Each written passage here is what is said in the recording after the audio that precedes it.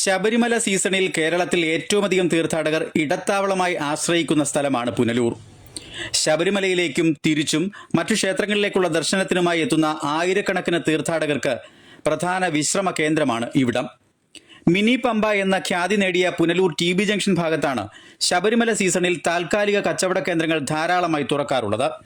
ഇവിടെ സാധനങ്ങൾ വാങ്ങാനെത്തുന്ന തീർത്ഥാടകരുടെ ചെറുതും വലുതുമായ വാഹനങ്ങൾ സുരക്ഷിതമായി പാർക്ക് ചെയ്യാൻ ഇടമില്ലാത്തതാണ് രൂക്ഷമായ ഗതാഗത കുരുക്കിന് ഇടയാക്കുന്നത്.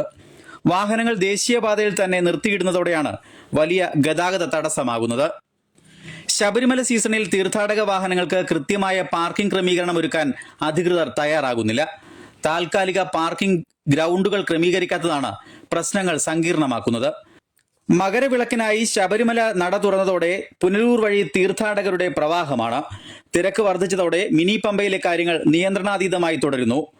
കൊല്ലം തിരുമംഗലം ദേശീയപാതയിലും പുനലൂർ മൂവാറ്റുപുഴ ഹൈവേയിലും അഞ്ചൽ പുനലൂർ പാതയിലും മിക്കപ്പോഴും വലിയ ഗതാഗത കുരുക്കാണ്.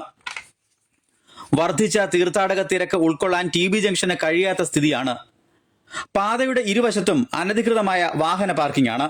ഇതിനിടയിൽ മറ്റു വാഹനങ്ങളും കുടുങ്ങുന്നു. മിനി പമ്പയിലെ തിരക്ക് നിയന്ത്രിക്കാൻ 19 സ്പെഷ്യൽ പോലീസിനെ നിയോഗിച്ചിട്ടുണ്ട്. എന്നാൽ അവരുടെ നിയന്ത്രണങ്ങൾക്കും അപ്പുറമാണ് കാര്യങ്ങൾ. ഇടയ്ക്കിടെ പോലീസിന്റെ പരിശോധനയുണ്ടെങ്കിലും കാര്യങ്ങൾ നേരാവണ്ണമാക്കാൻ കഴിയാറുമില്ല. ഉച്ച മുതൽ രാത്രി വരെയാണ് TB ജംഗ്ഷൻ ഭാഗത്ത് രൂക്ഷമായ ഗതാഗത തടസ്സമുണ്ടാകുന്നത്.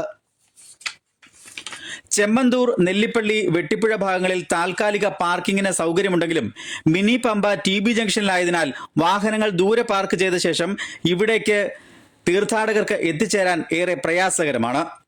TB ജംഗ്ഷനിൽ തീർത്ഥാടകരെ ഇറക്കിയ ശേഷം വാഹനങ്ങൾ മറ്റിടങ്ങളിലേക്ക് പോകാൻ നടപടിയെടുത്താൽ ഒരു പരിധിവരെ പ്രശ്നപരിഹാരമാകും. വരും ദിവസങ്ങളിൽ കൂടുതൽ ഗതാഗത ക്രമീകരണം ഒരുക്കിയില്ലെങ്കിൽ കാര്യങ്ങൾ കൈവിട്ടു പോകുന്ന അവസ്ഥയിലാണ്.